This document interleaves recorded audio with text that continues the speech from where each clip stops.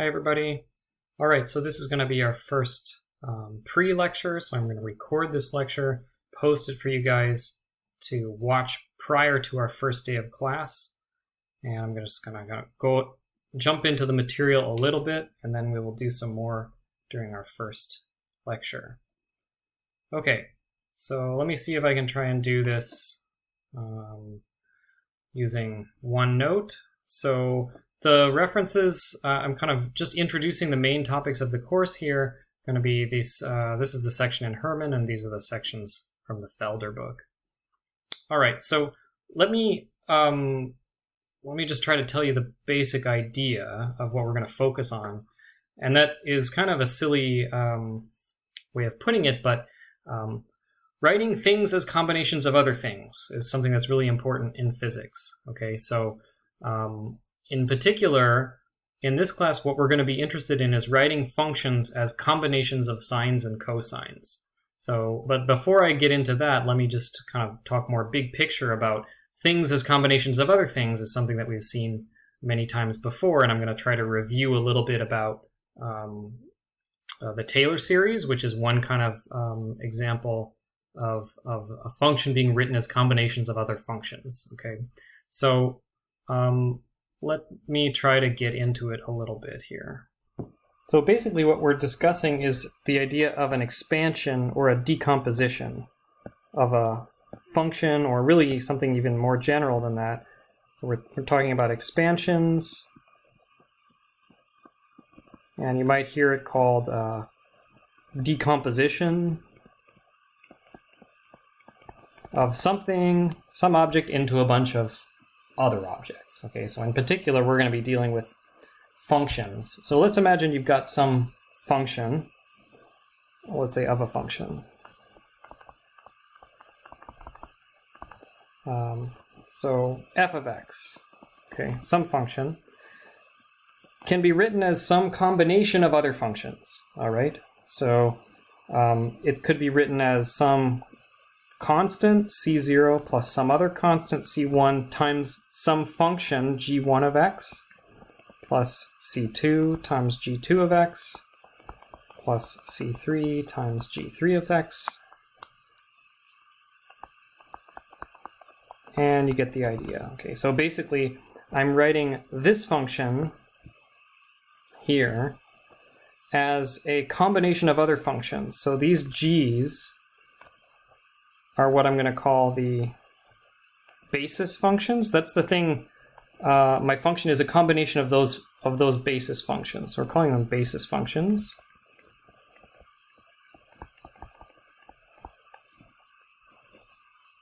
So my function f is some combination of g1, g2, g3, and maybe there's others, g4. And then what particular combination is it? That's what these coefficients tell you. So these guys, let me write it like this.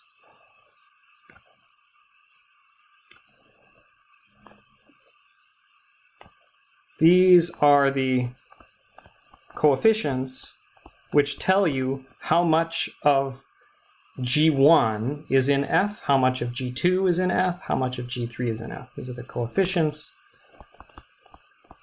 of the expansion. Okay? So the idea is that I've got some function f of x. It's written as some combination of these other functions, g1, g2, g3, and the particular combination, I should include the c0 in there, also belongs. The particular combination that I have to take in order to get f is controlled by those c's, okay? So the c's are numbers, these are just numbers. And the g's are what I'm calling the basis function. That's the combination of things that I'm using to add up to figure out what to get f, okay? So some examples might help. So this is pretty high-minded, big picture stuff. So some kind of examples that might help. The first one is vectors. So it's not exactly the same thing. I'm being a little bit sloppy. Vector is not a function, right? But a vector it can be decomposed into three components, right? So a vector A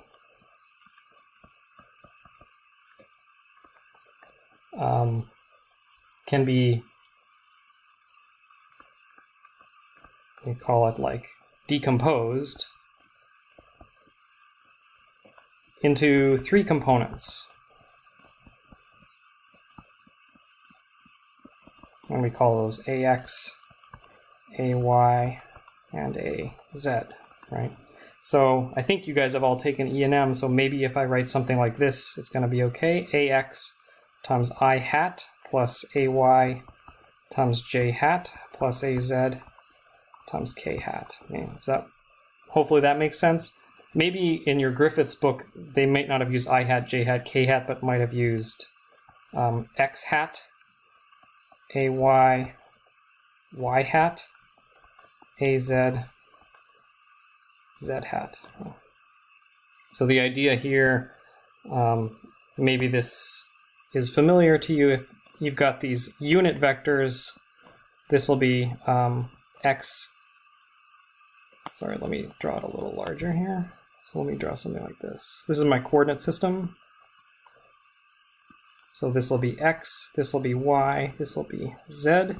And then there will be unit vectors.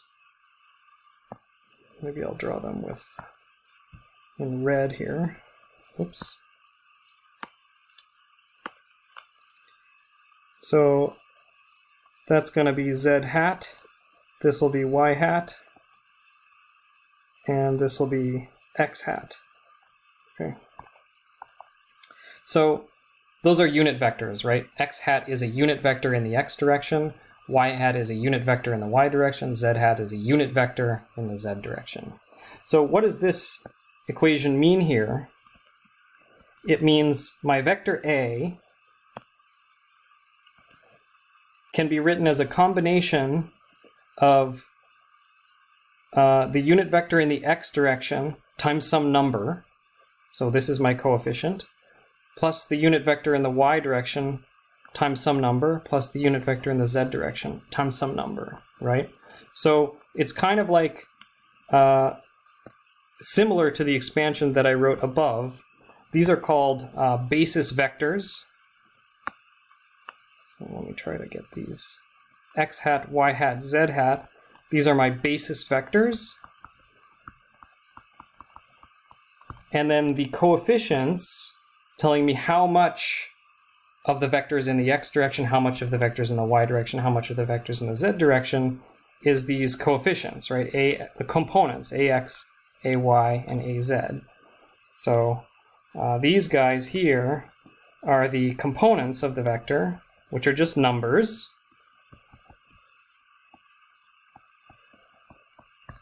And it's telling you how much of the vectors in the X direction, how much of the vectors in the Y direction, how much of the vectors in the Z direction.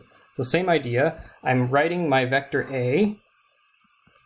I'm breaking it into three pieces. I'm writing it as a combination of a unit vector in the X direction, unit vector in the Y direction, unit vector in the Z direction. And to get my vector A, I have to multiply those by numbers, these components, AX, AY, and AZ. Okay? So that's, if you compare that with what's going on up here, whoops. Same idea, right? Function f is being written as a combination of other things which are basis functions, and then how much of each basis function I need is determined by those numbers which are coefficients. Okay, so there's like, it's kind of related to the idea of vectors. The second one, which is more directly related, is a Taylor series, which is something that we discussed in PCS 521. So it was the first topic in PCS 521. So if you don't remember Taylor series, you should go back to those notes and look at it. And what is a Taylor series? So a Taylor series is that the function f of x, whoops, is some combination of polynomials.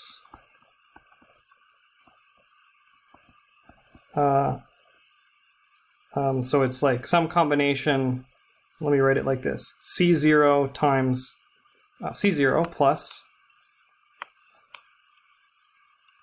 C1 times x minus x0 plus C2 times x minus x0 squared plus C3 times x minus x0 cubed, so on. Right? So in this case, my basis functions are these polynomials, these guys here. This is my basis functions.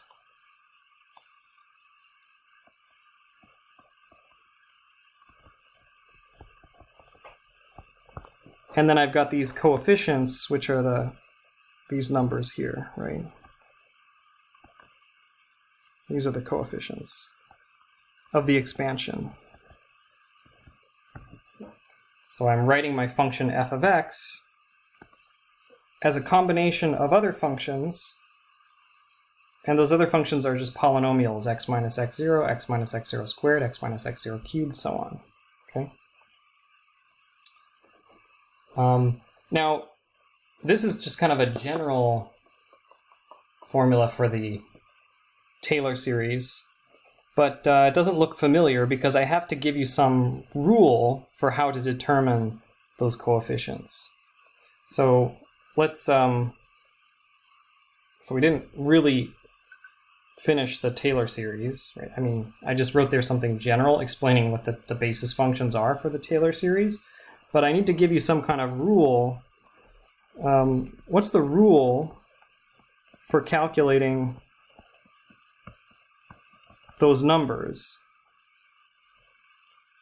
the coefficients? C0, C1, C2.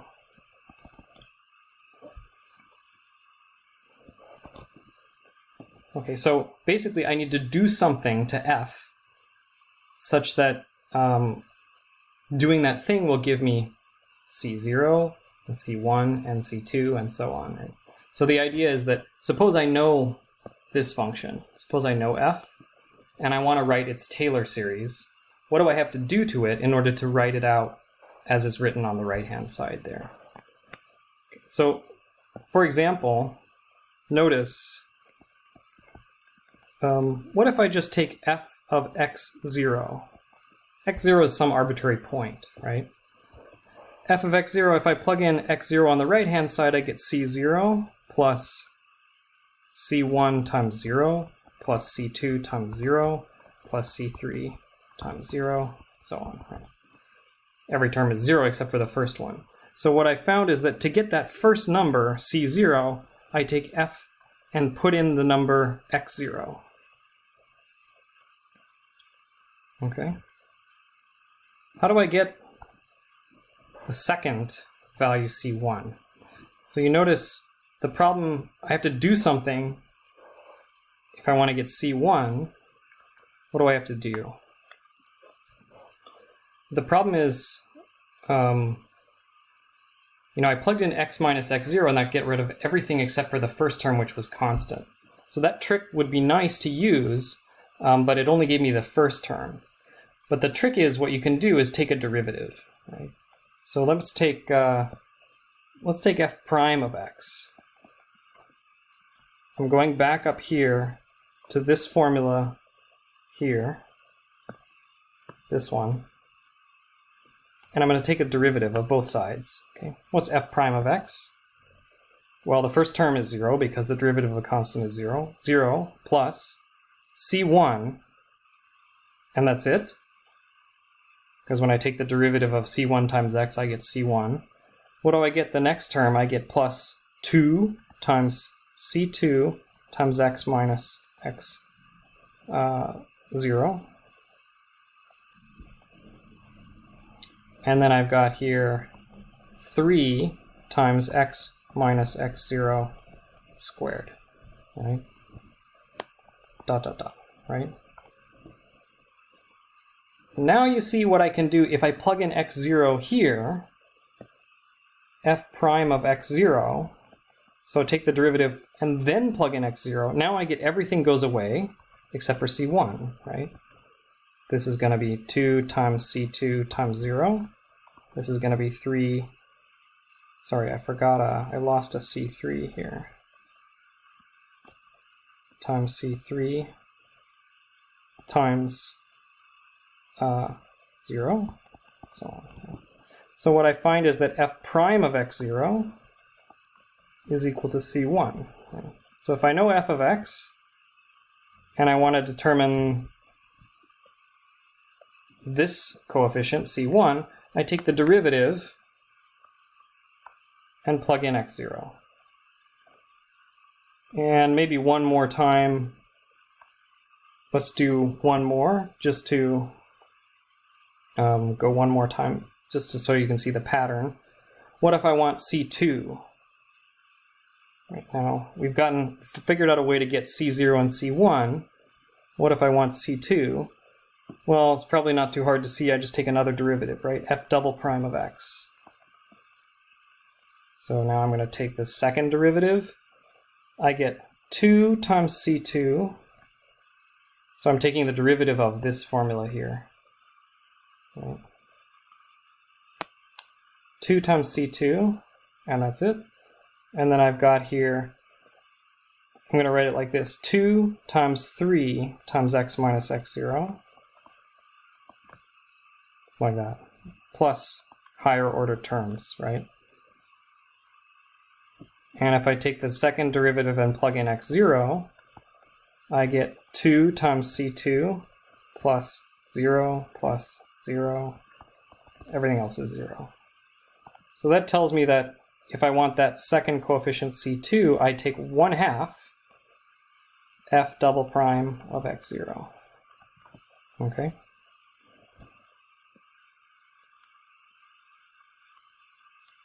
And then let me do one more, just because f triple prime of x is, now I'm taking the derivative of this. It's 2 times 3. Sorry, I keep forgetting that C3. There's a C3 sitting here. 2 times 3 times C3. Plus some term which is going to be higher order terms. And f triple prime of x0 is going to be 2 times 3 times C3 plus 0 plus 0. Everything else is 0. So I get C3 is 1 over 2 times 3 times f triple prime of x0. Okay, now maybe you can see the pattern, right? And it should be a pattern that you remember. So the first coefficient, I take the derivative and plug in x0. The second coefficient, I take the second derivative, plug in x0 and divide by 2. The third coefficient, I take the third derivative and divide by 2 times 3. So now recognize the pattern, probably.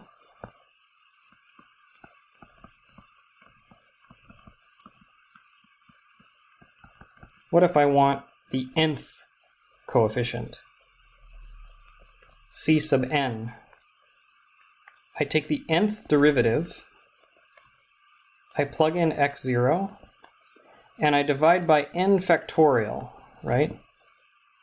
Remember, 2 times 3, that's 3 factorial, right? And just 2 by itself, that's 2 factorial. Okay? So that's the coefficients of my Taylor series. So let me take a pause. What have we done? I started talking about a Taylor series here, right? I started by saying, let's imagine we have some function f and we're writing it as some combination of these polynomials, x minus x0, x minus x0 squared, x minus x0 cubed, so on. How do I figure out the right combination that tells me that function f? I need to calculate these numbers here, c1, c2, c3, that tells me what's the right combination that if I add up those polynomials, I will get the function f. And how do I calculate those numbers? We figured it out, right? Basically, each of those numbers, to figure out each of those numbers, I have to take the nth derivative of f plug in x0, divide by n factorial. Okay? So now my Taylor series in all its glory, which should look familiar to you, I'm just going to plug in that formula Cn, right? So f of x is equal to f of x0 plus f prime of x0 times x minus x0 plus f double prime of x0 over 2 factorial x minus x0 squared. Maybe I'll do one more, f triple prime of x0 divided by 3 factorial x minus x0 cubed. And then you could keep going if you wanted to. So again, this is C0, this is C1, this is C2, and this is C3. Okay. So those are the coefficients of the expansion. And then my basis functions are these guys, right? Those are the functions that I'm expanding it into, right? I'm figuring out what are the combinations of those functions which lead to the function f of x. Maybe I can write it in the compact form, f of x. So this is what you might see if you look in a textbook. Sum over n equals 0 to infinity. The nth derivative evaluated at x0 divided by n factorial, x minus x0 to the n. Okay, so the purpose of this was twofold. One is to remind you about the Taylor series because it's incredibly important. And the second is to kind of generally get you in thinking about expansions. So in this case, I'm expanding my function f of x in these polynomials, and I have a rule for figuring out what these coefficients are that tell me the right combination of polynomials that give me my function f of x. Now, this semester, what I want to focus on is a different kind of expansion. Okay. By the way, I should spend a moment thinking about what functions do all functions have a Taylor series expansion? So maybe the question is like, what functions can I write as a Taylor series? Any function?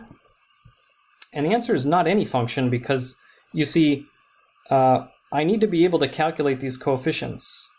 So the function has to have derivatives at this point x0. All right.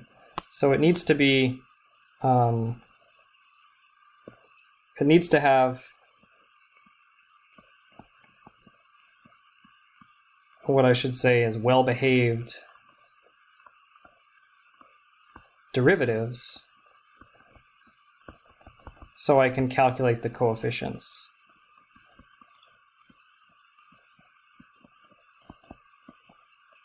So not any function has a Taylor series, only kind of well-behaved functions. Okay, so that's kind of a review of last year. And now what I want to start thinking about for this year is, so this semester, our main topic is going to be a different series.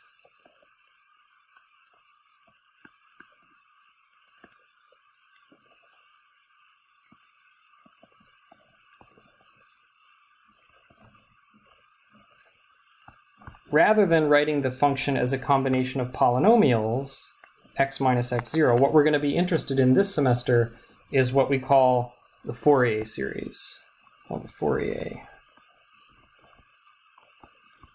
And that's where I'm writing my function as a combination of sines and cosines.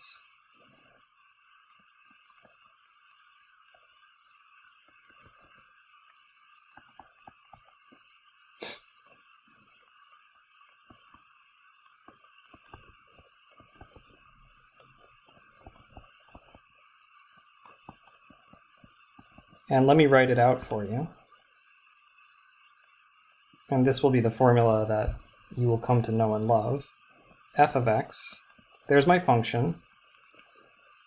It has a constant term plus, let me write it like this, a1 cosine of x plus a2 cosine of 2x plus a3 cosine of 3x. You get the idea? And then we also have some signs in here. b1 sine of x plus b2 sine of 2x plus b3 sine of 3x, dot, dot, dot, right? So here we go again. My function f of x is being written as a combination of sines and cosines, right? So the sines and the cosines are the basis functions.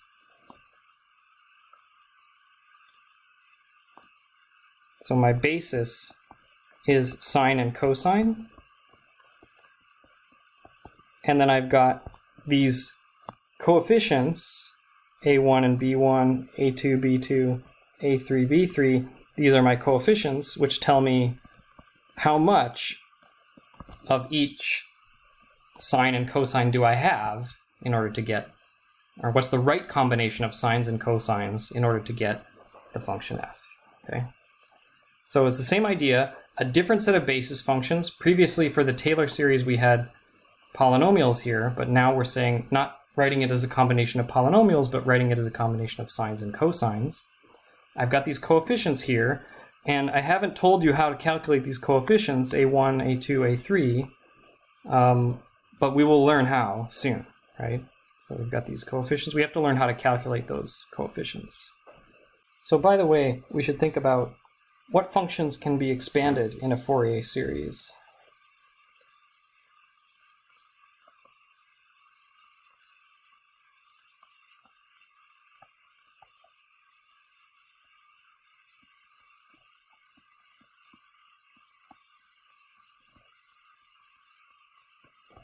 Just like the Taylor series, it wouldn't work for every function, right?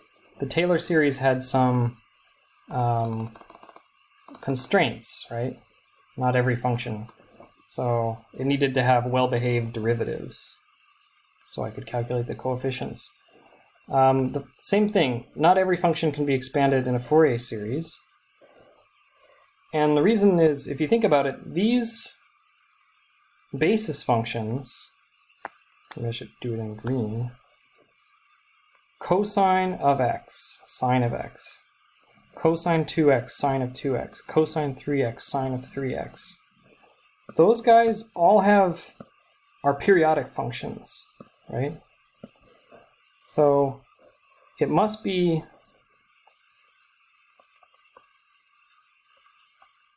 periodic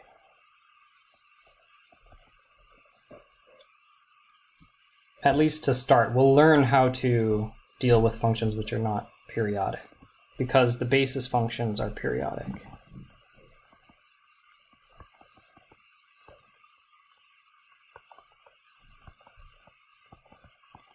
And then the other thing that has to be is like reasonably well behaved. You have to have no infinities, so that you can calculate these coefficients. But it's a very general thing. As long as I have some kind of periodic function, I can write it as a combination of sines and cosines. It's really an amazing fact, and it's extremely useful, that if you have a repeating function, no matter how complicated it is, you can write it as some combination of sines and cosines. And that's largely going to be the subject of this course, is how to figure out that combination of sines and cosines and what does it mean. Okay, so that's kind of our main idea. Okay, so just to summarize what I did in this little pre-lecture is I mentioned the idea of an expansion, that I'm writing some function as a combination of other functions. Those other functions are what we call basis functions. And the right combination to give me the function f is I need to know those coefficients, right? For a Taylor series, we know how to calculate those coefficients. We take derivatives. for a Fourier series, what I'm writing my function f is a combination of sines and cosines. Okay, and I haven't told you how to calculate the right combination of sines and cosines, but we will get to that soon during our first class. But what we'll do is talk about a little bit more about why the Fourier series is important and try to get some intuition for how do I understand this Fourier series. So I'll see you guys then. I hope you have a good first week of classes.